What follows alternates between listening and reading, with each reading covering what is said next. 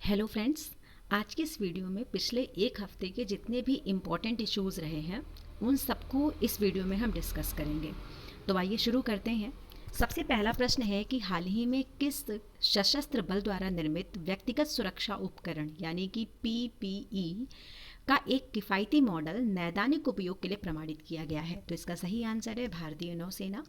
हाल ही में भारतीय नौसेना द्वारा डिज़ाइन और निर्मित व्यक्तिगत सुरक्षा उपकरण यानी कि पीपीई बड़े पैमाने पर उत्पादन और नैदानिक उपयोग के लिए प्रमाणित किया गया है। इस पीपीई को innovation cell institute of naval medicine Mumbai और नेवल डॉकयार्ड मुंबई की टीम द्वारा विकसित किया गया है। तो आपको ये ध्यान रखना है। इसके अलावा INMAS यानी कि institute of nuclear medicine and aligned sciences Delhi ने इस पीपीई का परीक्षण और प्रमाणन दिया है। परीक्षण के मानक ICMR द्वारा स्वास्थ्य मंत्रालय द्वारा निर्धारित किए गए हैं। तो ये इम्पॉर्टेंट है आपके लिए। इसके अलावा अब हमारे देश में भी पीपीई का उत्पादन होने लगा है और डेली हमारे यहाँ लगभग 1 लाख से ज़्यादा पीपीई किट का उत्पादन हो रहा है। अगला प्रश्न है, हाल ही में सुर्खियों में रही मुख्यमंत्री युवा योग योजना किस राज्य या केंद्र शासित प्रदेश की एक पहल है? तो उस राज्य का नाम है त्रिपुरा। त्रिपुरा के बारे में आपको याद होगा कि त्रिपुरा एक ऐसा राज्य है जो 3 ओर से बांग्लादेश से घिरा हुआ है और 0 डिग्री की जो लाइन है वो बांग्लादेश को त्रिपुरा से अलग करती है। तो मुख्यमंत्री युवा योग योजना त्रिपुरा राज्य की एक कल्याणकारी योजना है और हाल ही में राज्य के मुख्यमंत्री विप्लव कुमार देव ने योजना के एक भाग के रूप में एक ऑनलाइन पोर्टल जिसका नाम था scholarships.gov.in लॉन्च किया था। इस योजना के तहत जो छात्र छात्राएं कॉलेज या यूनिवर्सिटी के लास्ट ईयर में हैं वो इस पोर्टल के माध्यम से आवेदन कर सकते हैं और राज्य सरकार स्मार्टफोन के लिए 5,000 रुपये की वित्तीय सहायता प्रदान करेगी और साथ ही साथ इसमें लगभग 14,000 से ज़्यादा जो छात्र हैं उनको इसका बेनिफिट मिलेगा। अगला इम्पॉर्टेंट क्वेश्चन बनता है कि जो संयुक्त राष्ट्र पर्यावरण कार्यक्रम है इसने किस भारतीय का कार्यकाल गुडविल एम्बेसडर के रूप में बढ़ाया है? तो इसका सही आंसर है दिया मिर्जा। ये एक अभिनेत्री हैं, आप लोगों ने इनकी कई सारी मूवीज़ देखी होंगी। 7 मई 2020 को संयुक्त राष्ट्र पर्यावरण कार्यक्रम ने अभिनेत्री दिया मिर्जा के कार्यकाल को 2022 तक भारत के गुडविल एम्बेसडर के रूप में विस्तारित कर दिया है। दिया मिर्जा संयुक्त राष्ट्र सतत विकास लक्ष्य अधिवक्ता भी हैं और दिया मिर्जा ने बीट द पॉल्यूशन अभियान था इसमें इन्होंने सक्रिय भाग लिया था। इन्होंने विश्व पर्यावरण दिवस समारोह, सर्कुलर फैशन और अन्य UNEP अभियानों के लिए भी महत्वपूर्ण योगदान दिया था। बीट द पॉल्यूशन अभियान के तहत भारत 2022 तक सिंगल यूज प्लास्टिक से पूरी तरह मुक्त होने के लिए कार्य कर रहा है। यानी बीट द पॉल्यूशन क्या है? तो बीट द पॉल्यूशन एक कैंपेन है और इस कैंपेन का जो ऑब्जेक्टिव है वो ये है कि 2022 तक भारत सिंगल यूज प्लास्टिक से पूरी तरीके से मुक्त हो जाए। अगला प्रश्न है कि कोविड-19 प्रतिबंधों के बाद भारत की यात्रा करने वाले पहले उच्च स्तरीय विदेशी गणमान्य व्यक्ति जलमयाय खलीलजाद किस देश के विशेष दूत हैं? तो इसका सही आंसर है अमेरिका। भारत के विशेष दूत और अफगानिस्तान के सुलह के लिए विशेष प्रतिनिधि जलमाय खलीलजाद ने हाल ही में कतर और पाकिस्तान सहित अपने 3 देशों के दौरे के हिस्से के रूप में भारत का भी दौरा किया है। इन्होंने विदेश मंत्री S जयशंकर और राष्ट्रीय सुरक्षा सलाहकार अजीत डोभाल से भी मुलाकात की थी। अफगानिस्तान में अमेरिका के शांति और सुलह प्रयासों का विवरण प्रदान करते हुए इन्होंने ये भी कहा था कि अमेरिका अफगानिस्तान में भारत के योगदान का सम्मान करता है। फिर अगला प्रश्न था IAAF द्वारा हर साल मई के महीने में कौन सा दिन मनाया जाता है? तो इसका सही आंसर है विश्व एथलेटिक्स दिवस। तो यहाँ पर जो ये वर्ड है IAAF इसका फुल फॉर्म होता है International Association of Athletics Federation. मई के महीने में विश्व एथलेटिक्स दिवस के उत्सव का नेतृत्व किया जाता है और पहला विश्व एथलेटिक्स दिवस 1996 में मनाया गया था। हर साल तारीख IAAF द्वारा निर्धारित की जाती है और इस साल ये जो दिवस मनाया गया वो मनाया गया 7 मई को। अगर IAAF की बात करें तो इसकी स्थापना स्टॉकहोम स्वीडन में 1912 में की गई थी और ये लोगों को खेल के महत्व के बारे में शिक्षित करने के लिए एथलेटिक्स दिवस मनाया जाता है। फिर अगला प्रश्न आता है कि झारखंड ने 1 वर्ष के लिए 11 ब्रांड्स के पान मसाले के निर्माण, बिक्री, भंडारण पर प्रतिबंध लगा दिया है ताकि उनमें मौजूद किस हानिकारक रसायन पर अंकुश लगाया जा सके। तो ये पहले भी हम डिस्कस कर चुके हैं कि जो झारखंड राज्य है उसने अपने यहाँ 1 साल के लिए जो भी गुटखा पान मसाला है उस पर पूरी तरीके से बैन लगा दिया। तो इसके पीछे का कारण ये है कि जो ये गुटखा पान मसाला होता है इसमें पाया जाता है मैग्नीशियम कार्बोनेट। तो मैग्नीशियम कार्बोनेट की उपस्थिति के कारण इस पर बैन लगाया गया था। तो झारखंड की राज्य सरकार ने हाल ही में 11 ब्रांड्स के पान मसाले के निर्माण, बिक्री और भंडारण पर 1 साल के लिए प्रतिबंध लगा दिया है। पान मसाले में मौजूद हानिकारक रसायन है मैग्नीशियम कार्बोनेट पर अंकुश लगाने के लिए कदम उठाया गया था और ये जिस कारण से लगाया गया यानी जो कानून है उस कानून का नाम है खाद्य सुरक्षा अधिनियम 2006। तो इनके नियमों के अनुसार ये रसायन कैंसर का कारण है और हृदय के लिए हानिकारक है और इसका प्रयोग प्रतिबंधित है। इसके पहले महाराष्ट्र और बिहार ने भी पान मसाले पर प्रतिबंध लगा दिया था। अगला प्रश्न है कि किस अंतर्राष्ट्रीय रेटिंग एजेंसी ने वर्ष 2020-21 में भारत की विकास दर 0 रहने का अनुमान लगाया है? तो वो है Moody's investors service. Moody's investor service ने हाल ही में चालू वित्त वर्ष 2020-21 के लिए भारत की विकास दर के 0% रहने का अनुमान लगाया है। इसने पिछले वित्त वर्ष के लिए 4.8% की वृद्धि का अनुमान लगाया था। पिछले महीने की रेटिंग एजेंसी ने अनुमान लगाया था कि इंडियन इकोनॉमी 0.2% की दर से बढ़ेगी और इसने भारत के लिए Baa2 रेटिंग भी प्रदान की थी जो मध्यम क्रेडिट जोखिम को दर्शाती है। इसने ये भी कहा था कि भारत 2021-22 के वित्तीय वर्ष में अपनी विकास दर 6.6% पर फिर से वापस आ सकता है। अगला प्रश्न है कि सकल बाजार उधार लक्ष्य को बजट अनुमान से बढ़ाने के बाद चालू वित्त वर्ष के लिए सरकार का नया उधार लक्ष्य क्या है? तो ये है 12 लाख करोड़ रुपए। सरकार ने हाल ही में चालू वित्त वर्ष के लिए अपने सकल बाजार लक्ष्य ऋण को बढ़ाकर 12 लाख करोड़ रुपए कर दिया है और जो नवीनतम बजट अनुमान था उसके अनुसार था कि चालू वित्त वर्ष के लिए जो लक्ष्य रखा गया था वो था 7.8 लाख करोड़ का। लेकिन कोविड-19 के कारण अर्थव्यवस्था बुरी तरीके से प्रभावित हो गई है। इसी पृष्ठभूमि में ये निर्णय लिया गया है और इस उधार का प्रमुख कारण है कम कर संग्रह और राजकोषीय प्रोत्साहन राशि। फिर अगला प्रश्न बनता है जो इम्पोर्टेंट प्रश्न है कि हाल ही में सुर्खियों में रहा इंडिया इंटरनेशनल एक्सचेंज लिमिटेड किस भारतीय स्टॉक एक्सचेंज की एक सहायक कंपनी है? तो ये सहायक कंपनी है बॉम्बे स्टॉक एक्सचेंज यानी कि BSE। तो India international exchange limited, India INX Bharat का पहला इंटरनेशनल स्टॉक एक्सचेंज है जो Gujarat international finance tech city में स्थित है और ये बॉम्बे स्टॉक एक्सचेंज BSE की एक सहायक कंपनी थी। हाल ही में केंद्रीय वित्त मंत्री ने GIFT गांधीनगर में 2 अंतर्राष्ट्रीय एक्सचेंज इंडिया INX और NSE NSE IFSC पर रुपए-डॉलर वायदा और विकल्प अनुबंध लगाना शुरू कर दिया है। फिर अगला प्रश्न बनता है कि केंद्रीय टाटा मंत्रालय ने एयरफील्ड के बुनियादी ढांचे के मॉडर्नाइजेशन के लिए भारत की किस पोर्ट के साथ अनुबंध किया यानी कि समझौता किया है? तो वो है टाटा पावर। 8 मई 2020 को रक्षा मंत्रालय ने टाटा पावर SED के साथ भारतीय वायुसेना की 37 एयरफील्ड के बुनियादी ढांचे के आधुनिकीकरण के लिए एक अनुबंध पर हस्ताक्षर किए थे। इस परियोजना की लागत लगभग 1200 करोड़ रुपए थी। एयरफील्ड अधोसंरचना के आधुनिकीकरण चरण के तहत भारतीय वायुसेना के जो एयरफील्ड को अपग्रेड किया था। फिर अगला इंपॉर्टेंट प्रश्न बनता है कि कर की गणना के संदर्भ में यानी कि टैक्सेशन के रेफरेंस में एक अप्रवासी भारतीय यानी कि NRI के रूप में शामिल होने के लिए भारत में किसी व्यक्ति के रहने की अवधि क्या है? तो वो है 120 दिन। तो ये आप जरूर ध्यान रखेंगे क्योंकि ये बहुत ज़्यादा इंपॉर्टेंट प्रश्न बनता है।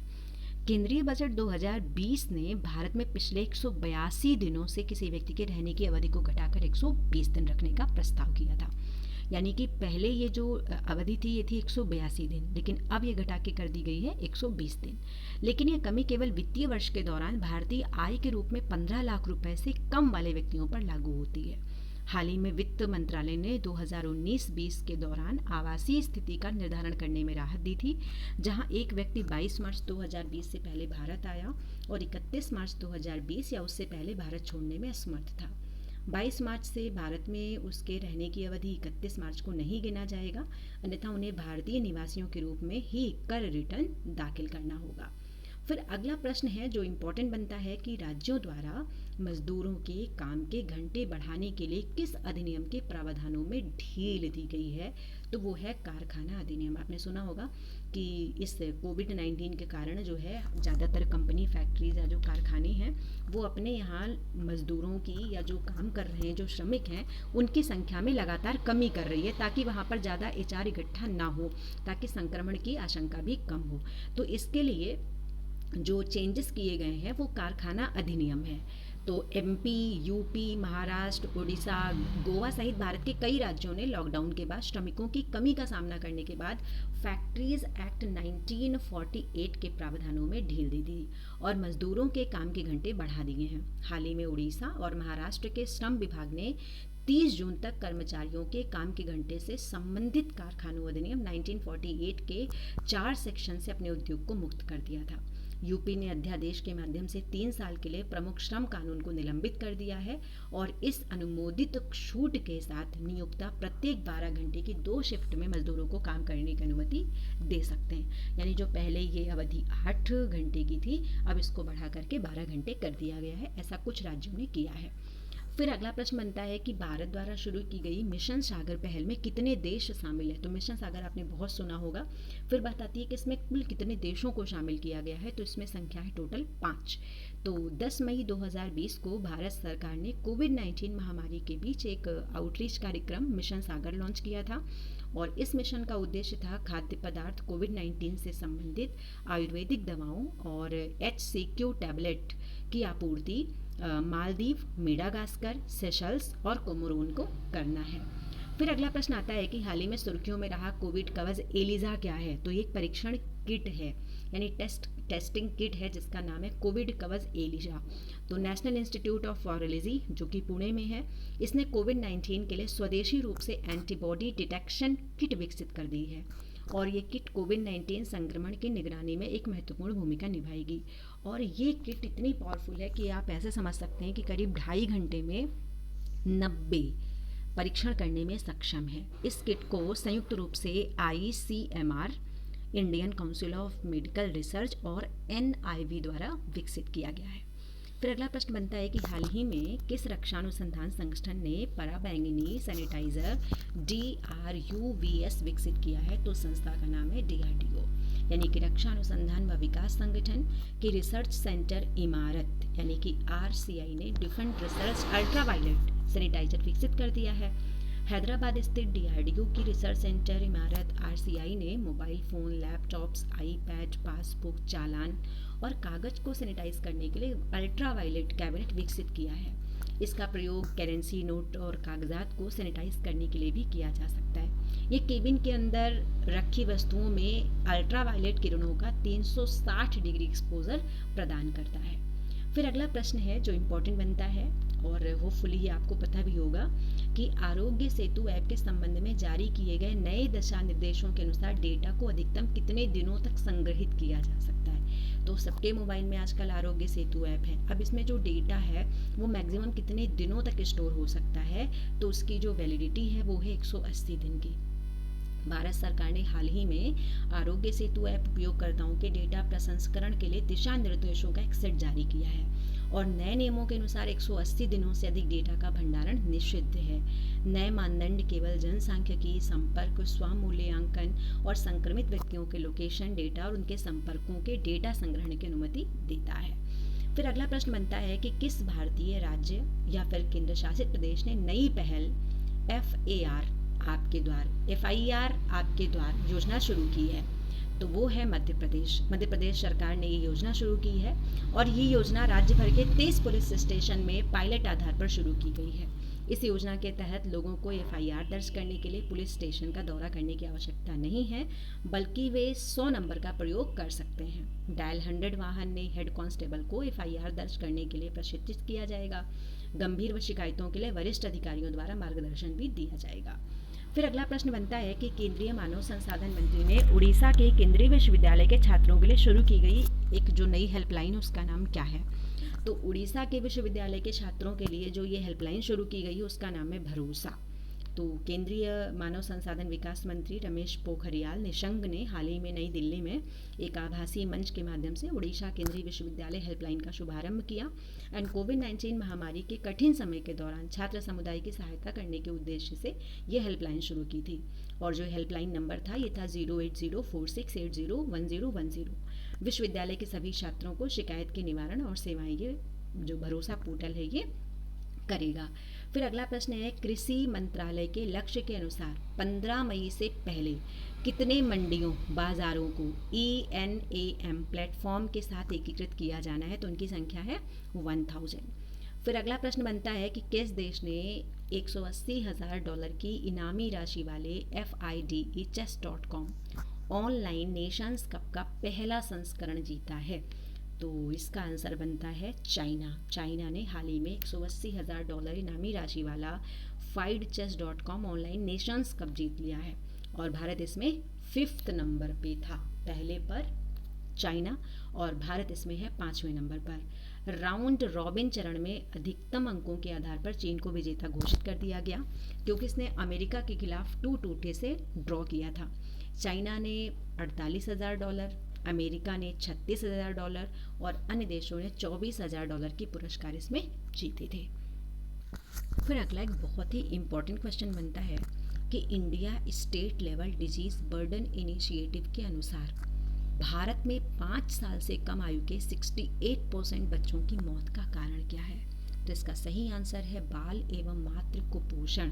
इसके बारे में मैंने कल भी बात किया था।